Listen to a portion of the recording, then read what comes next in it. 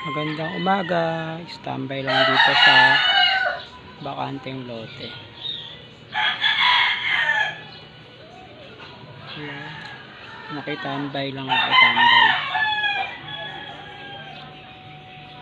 nakitambay sa bakanteng lote. Wala naman kasing makakwentuhan sa labasan, kaya dito ako nakitambay. Pumasok saglit yung kakwentuhan ko, si Boss Rene. Magluluto raw siya ng ulam nila, kaya solo tambay muna, solo pogi. Ayan.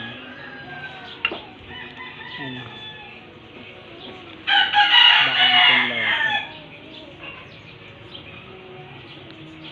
Like, share, comment, and subscribe.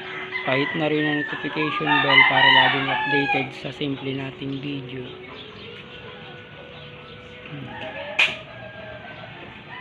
Ang kuya ko si Rolly andun sa manukan niya. Ayos yan, may gate pa yan, ay may pinto pa yan dun, steady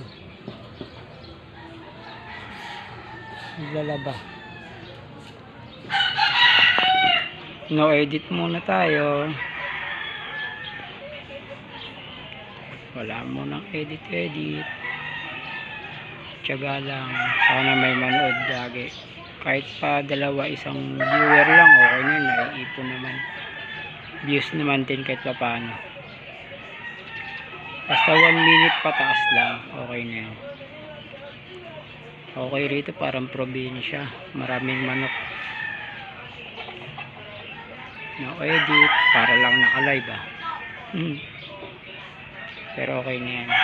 Saka na tayo mag-edit pagka nagagala tayo. Ngayon kasi dito pa lang sa loob lang rin ng area ng El Angeles. Malapit na Pasko, walang pera, wala na rin si tatay, solo. Malungkot ang Pasko ko at New Year, pero okay lang yung tiis lang, makakaraos din. Yan, parang naka-live na, tiyagain lang natin yan sa mga tunay.